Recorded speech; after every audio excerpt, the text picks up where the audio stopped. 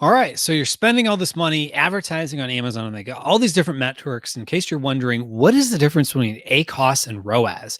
I'm going to get into that right now to explain the difference and how actually they're cousins of one another. So, to get into it, ACoS is basically your advertising cost of sales. This is a metric that Amazon's been using for as long as I've been in Amazon, which is a few years now. Basically, really all you're doing is you're taking your ad spend, divided it into the sales you got from ads. So, for example, if you had $1,000 in sales and you spent $300 on ads, that would be a 30% ACoS. So 300 divided by 1,000.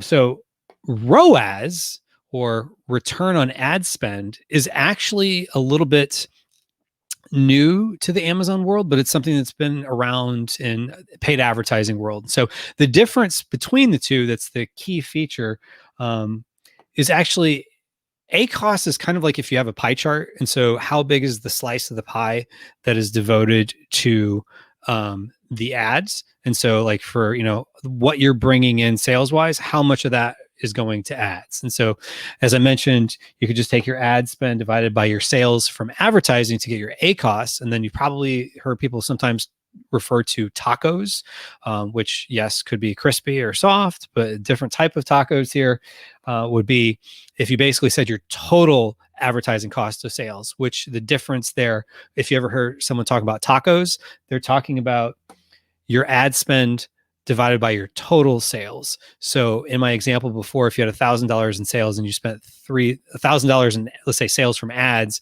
and $300 is what you spent on ads, but let's say you had $2,000 in total sales. So 300 divided by 2,000 total sales means of all the sales you got, not just from advertising, you spent 15% of that pie. So it's a more holistic pie than just the advertising one. But when Amazon's showing you, they're talking about basically just your sales from advertising, from those campaigns, or whatever metric it is they're looking at, because it could also be looking at it, by a keyword level or ad group level or campaign level.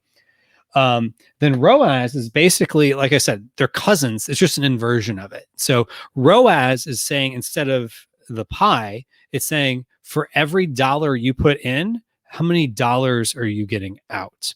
So for example, you take your sales divided by your ad spend. So basically, let's say you had,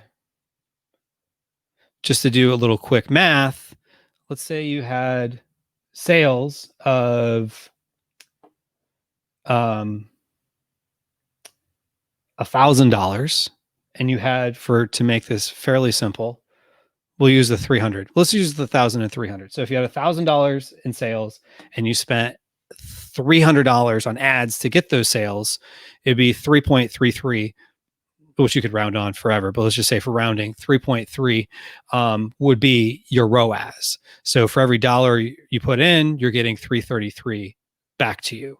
So it's like your investment when you look at it that way. So it's kind of like ROAS is almost like return on investment. So your investment is your ad spend as opposed to like your investment in inventory. Now, the interesting thing is, because they're, as you saw, the variables are really just the same. So it's just a different angle you're looking at the algebra, so to speak. So if you knew one, you could figure out the other. I'm going to show you here. So if you know your ROAS, you know your ACoS. If you know your ACoS, you know your ROAS. All you do is you take each of them and you divide it into one. So 1 divided by your ACoS gives you your ROAS. 1 divided by your ROAS gives you your ACoS. I'm going to show you this. So for example, 1 divided by 0.25, which I remember this because every now and then I have to help my daughter with math, which helps me refine my own math skills. But basically, if I move the decimal points over 2 times, on both the top and the bottom, it'd be the same as 100 divided by 25. 100 divided by 25 is 4. So an ACoS of 25% is a ROAS of 4.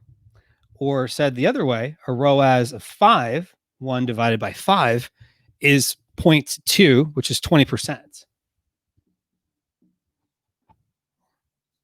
20%. So hopefully that makes sense. So the interesting thing is, as you start learning some of these numbers, you start realizing that a lot of these numbers are really just looking at different data points at a different angle. So as you start getting more in depth on that, then you're able to do more kind of dissecting, looking at things a certain way. And I think sometimes, like a lot of things in life, if you just look at things at a different angle, you start seeing things differently. So if you're looking at things from the standpoint of the pie chart, then you're going to look at things, one way. So it's like, you kind of look at it as like, okay, how much space do I have to pay for the ads? Then if you're looking at things, for every dollar I put in, how many dollars am I getting back? My return on ad spend, my return on investment of ads, essentially. Then you're going to look at things a little bit differently. It's going to tell you basically the same information, but just at a different angle. So hopefully that made sense. So if you found this video to be helpful, please consider giving a thumbs up and subscribing to this channel. And then also just want to throw out there, earlier this year in 2020, as I record this, I recorded a summit with over a dozen experts teaching all kinds of awesome things on paid ads, strategies to take your ads to the next level. And I put together a document that has one piece of golden nugget wisdom from all these awesome experts that I put together in a document you can download for free. So there'll be a link down in the description where you can download that for free. So hope you found this to be helpful, and I wish you the best in your e-commerce journey. Take care.